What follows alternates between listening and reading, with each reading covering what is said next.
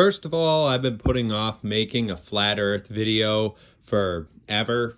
I've made flat earth videos before in the past, years and years ago, back when the topic was more on the weird side of the internet. But now that flat earth has become more of a mainstream topic, which it does over the years, it resurfaces and goes viral again. And depending on whatever social media platform is becoming popular, trying to make a name for itself at the time, well, the flat earth videos sometimes pop up in the algorithm because it's kind of like a circus tent that gets put up, and then people come through and the same usual suspects have the exact same conversation, which is where the flat earth debate comes in. We're going to get to that, but what I need to originally establish first off early on is the concept of the earth shape people in general, because I see that the round earthers are just about as annoying as the flat earthers, and the people who believe in that like space isn't real are honestly starting to seem a lot more sane as time goes on. And especially when you look into a lot of the different things with like CGI composites of space and a lot of the things that people take for granted, like how is there a picture of Jupiter? There's no way you could take a picture of Jupiter.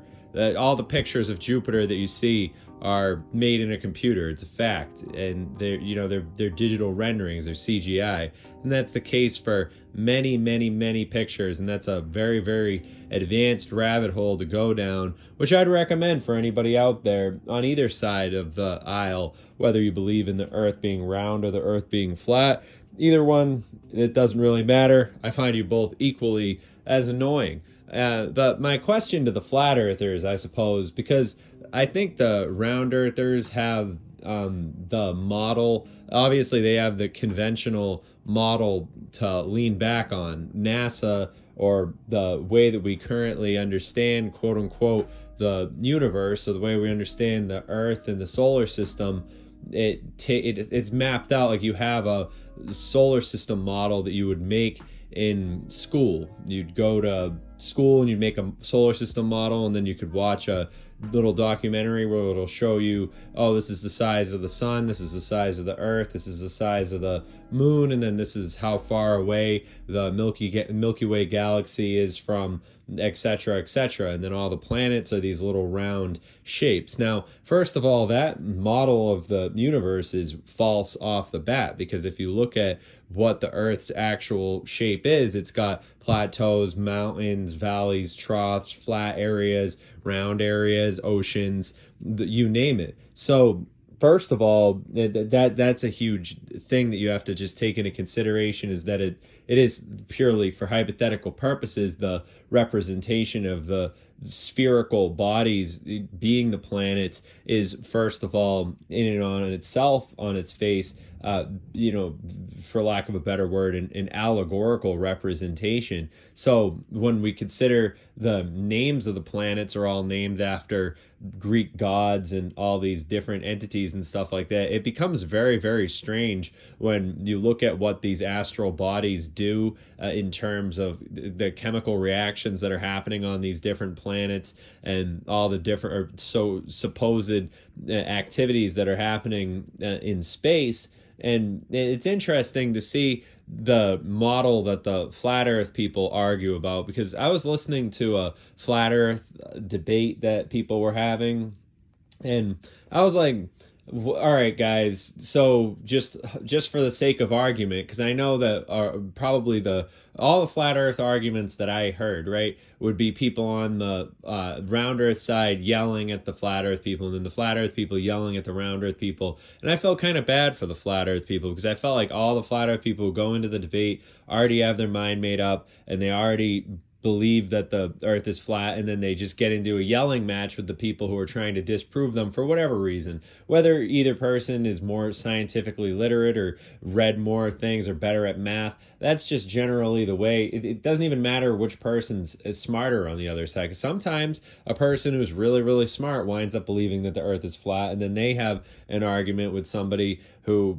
believes that the earth is round, who's just not as good as math and not as well read, and it's just that's just somehow the circumstance. So for all intents and purposes, I go into this debate and I'm like, all right, guys, you convince me. For the sake of argument, I don't really care one way or the other. Like I said, I find both the round earth people and the flat earth people annoying. So what happens? Day one, you just convinced me. I never really thought about it. You just told me that the earth is flat. Let's go. Like, what do I, all right, so you just gave me my pamphlet, hypothetically. There's some literature I should look into and all this stuff. But I was like, what's the model? What's the layout of the earth? So is this situation where we're thinking about it going according to the same sort of diorama that I made in science class in middle school? Like, can I keep the diorama and all I have to do is switch out the circle? I used an apple and I painted it the color of the earth, and I put it on the model around the sun, and then the sun is an orange. So all I have to do is switch out earth for a pancake.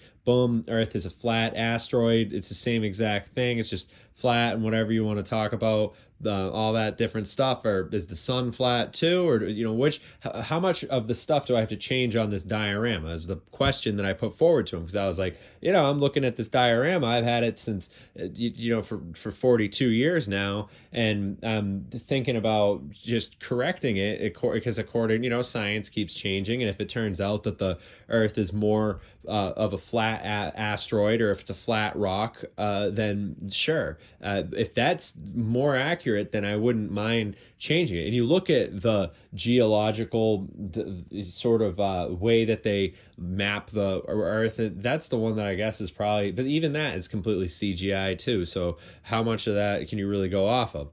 But anyway, the thing that I get from these people is they get mad at me. They treated me exactly like they treated everybody else who came in there who was trying to shout them down in the beginning. And I know these people don't these people don't represent all the people who have those specific beliefs, but still, I went in there and I was like, you convinced me. And then they literally all argued over like who knew more, who had like the secret knowledge. And then for some reason they all started to agree at the end of it that there's infinite land at the other side of the ice wall. And then they all had specific reasons why they couldn't go over the ice wall. And I was like, what? You what are you guys, broke? I was like, you guys broke? You don't got enough money to go over the ice wall? I was like, you don't got that bread? It's like, bro, I could get you over the ice wall. I mean, dude, over the ice wall isn't the problem. I was like, you guys are the problem. It's the fact that you're not motivated and or whatever. I don't really know. I was roasting one of the guys on there because he was getting mad at me because I was trying to talk about like quantum physics. I was trying to ask them if the standard model of E equals mc square or any of these other things, how do those things fit into the model and the layout of the world that they're supposing? And I don't mind people questioning any of these things at all, because science should always be up for reinterpretation and different evaluations, and people who have all range of topics should be allowed to bring them to the table, whether they even believe in them or not. I think myself, I'm not particularly inclined to believe that the earth is flat. I'm not particularly inclined to deny those people deny that and think that the earth is round. You know what I think? I believe in, I wake up in the morning and I see my room. I wake up in the morning, I take my dog outside, I look up and, I see the sky. That's what I believe in.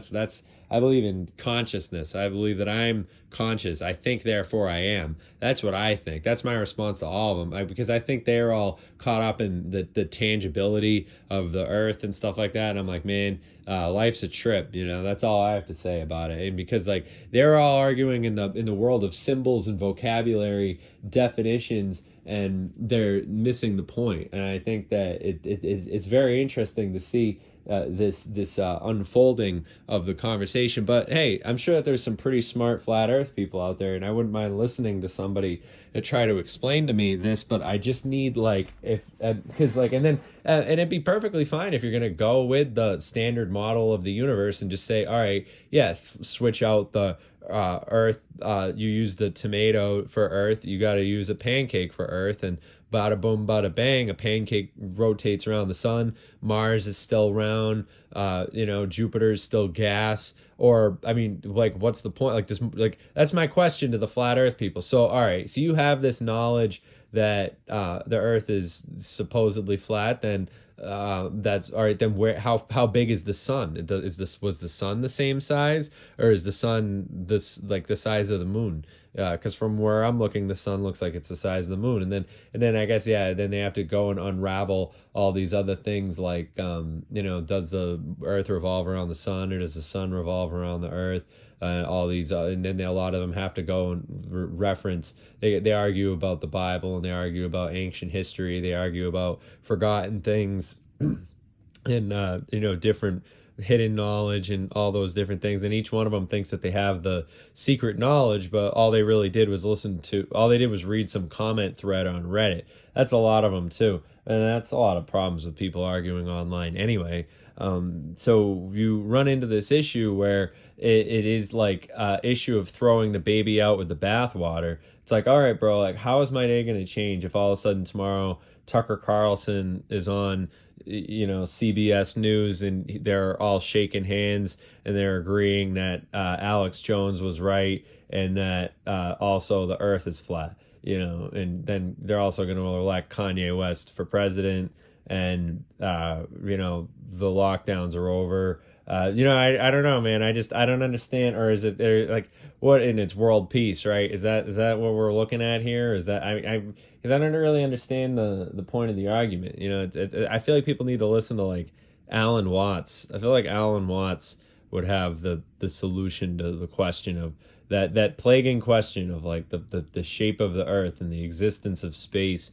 And also another thing, I really think that it's quite intellectually dishonest for people to automatically just use the term flat earther as a term to call somebody out on being not smart or a kook or a nut or something like that. It's definitely quite intellectually dishonest to do that, because it's just presupposes too much, and it's assumptive, rude, and uncalled for. You don't have to do that. You just let people have their opinions and hear them out, or don't listen to them at all, but don't mock people. And you should have an open mind, or leave it alone, because it's none of your business, because they have a right to think that. So I definitely defend flat earthers' right to have that debate, however dumb it might seem to me.